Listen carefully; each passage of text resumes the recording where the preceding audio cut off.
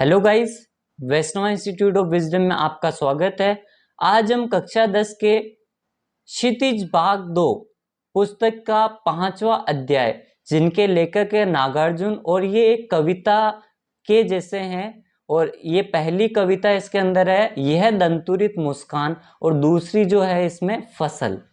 तो सर्वप्रथम हम क्या करेंगे, नागार्जुन जो है इनके लेखक परिचय के बारे में यानी इनके जीवन के बारे में जानेंगे, जो हर एक बोर्ड एग्जाम के लिए महत्वपूर्ण है। जैसे नागार्जुन जी का जो जन्म है वो 1911 में दरभंगा जिला बिहार के अंदर इनका जन्म हुआ था, और इनकी मृत्यु 1998 में हुई थी। मूल नाम इनका वेदनाभ मिश्र था। प्रारंभिक इनकी शिक्षा संस्कृत पाठशाला में हुई, और इन्होंने अध्ययन जो संस्कृत पाठशाला में करा वो बनारस और वह कलकत्ता भी गए।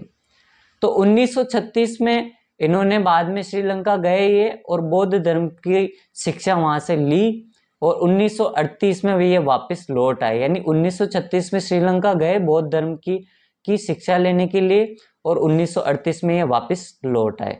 घुमक्कड़ और अक्कड़ स्वभाव के ये धनी थे। नागार्जुन ने अनेक बार संपूर्ण भारत की यात्रा की है।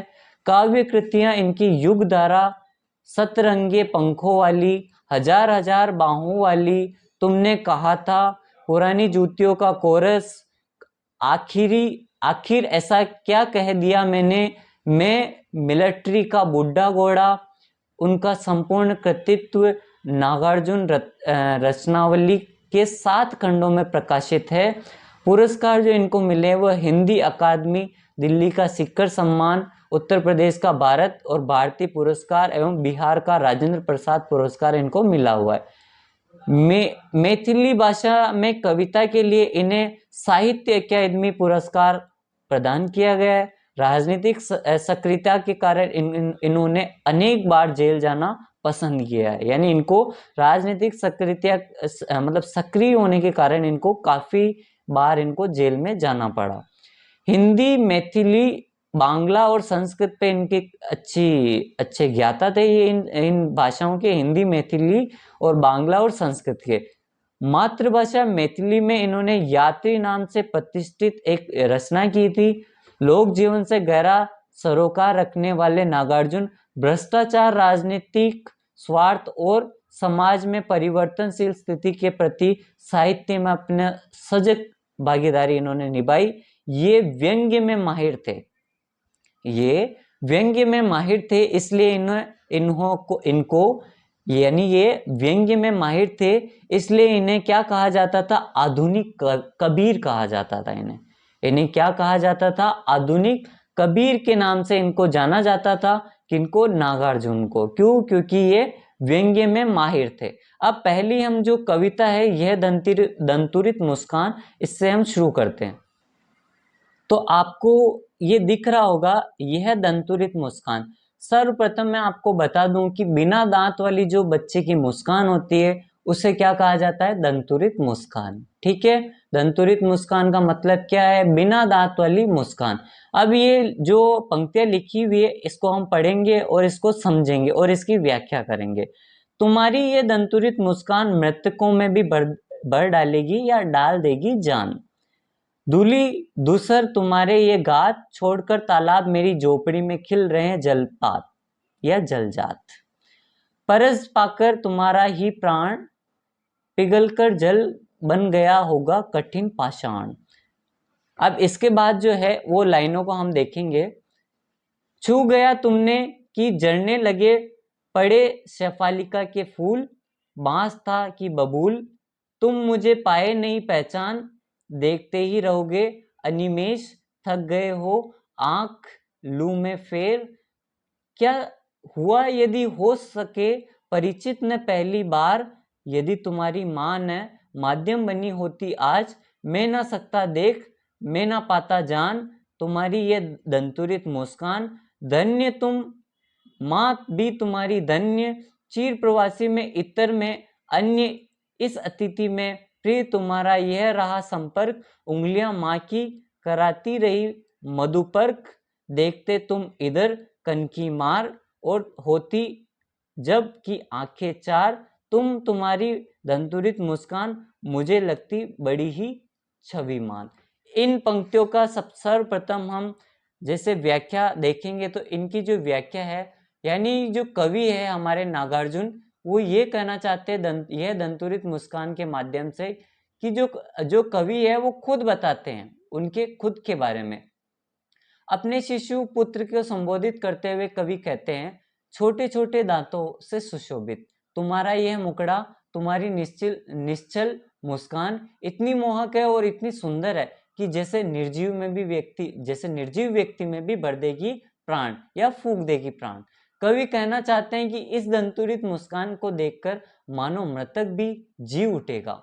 कवि इतने भावुक हो उठते हैं कि धूल मिट्टी से सने उनके कोमल शरीर को देखकर उन्हें कमल का प्रतीक होता है या उन्हें कमल जैसे प्रतीत हो रहा है, वे अचानक कह उठते हैं, तालाब को छोड़कर कमल मानो मेरी झोपड़ी में पुत्र के रूप में खिल रहा है और तुम्हारे कोमल स्पर्श को पाकर पत्थर भी पिघल रहा है, जैसे मानो जल में बन गया है। जैसे मान लेते इन पंक्तियों का मतलब ये है कि जो नागार्जुन है वो ये कहते हैं कि उनका जो शरीर है वो मिट्टी से सना हुआ है, धूल मिट्टी से भरा हुआ है, और जैसे जो तालाब में कमल होता है, कमल जो है कीचड़ में खिलता है, तो कमल जब कीचड़ में खिलता है पर उसका जो ऊपर का भाग होता है कमल का वो तो बहुत ही सुंदर होता है, पर नीचे का जो तना होता है वो धूल मिट्टी में होता है। और ऐसे ही तालाब के समान जो कवि है नागार्जुन, वो ये कहते हैं कि जैसे मेरा जो घर है वो तो एक तालाब है, मेरा शरीर है वो जो कमल है उसका तना है, और मेरा जो बच्चा है वो जैसे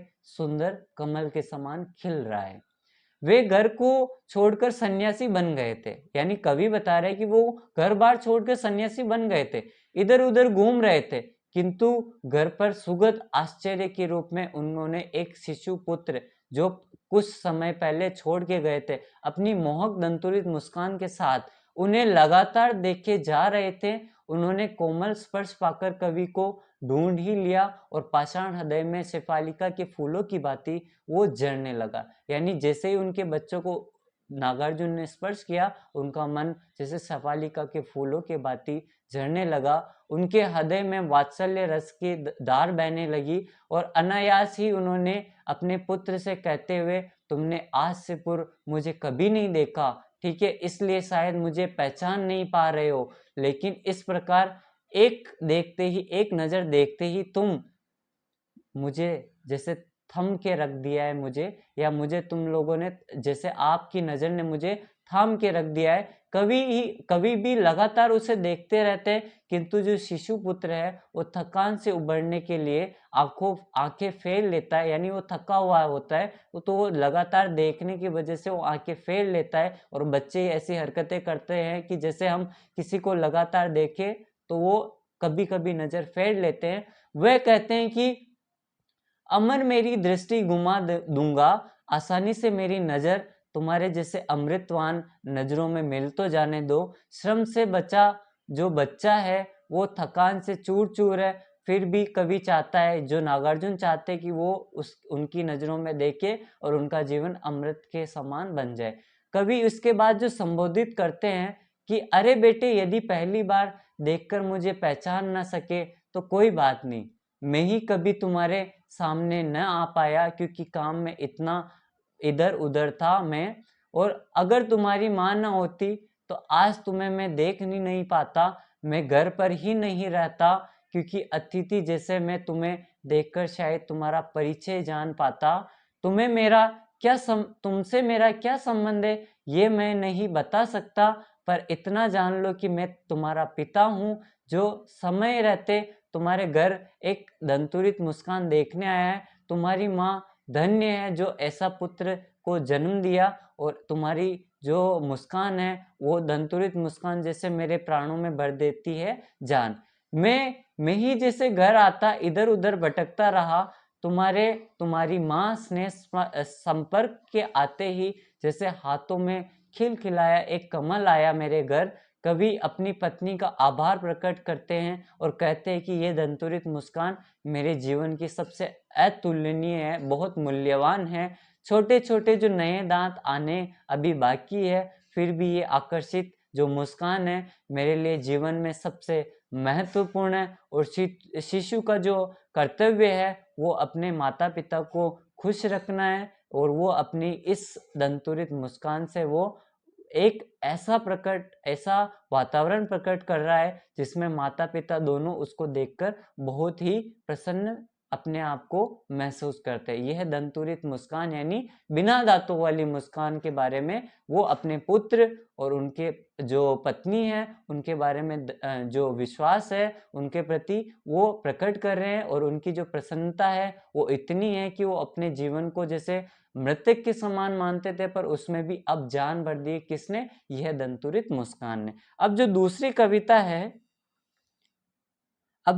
कविता है इसका नाम है फसल, और इसमें जो पंक्तियां हैं, एक के नहीं दो के नहीं ढेर सारी नदियों के पानी का जादू, एक के नहीं दो के नहीं लाख लाख कोटि हाथों के स्पर्श की गरिमा एक ही नहीं। इसके बाद जो पंक्तियां हैं, इसके बाद लिखा है कि दो की नहीं हजारों हजार हजार खेतों की मिट्टी का गुणधर्म फसल क्या है, और तो कुछ भी नहीं है, वह नदियों के पानी का जादू है, वह हाथों के स्पर्श की महिमा है, भूरी काली संदली मिट्टी का गुणधर्म है, रूपांतर है सूरज की किरण का, सिमटा हुआ संकोच है हवा में थिरकन का।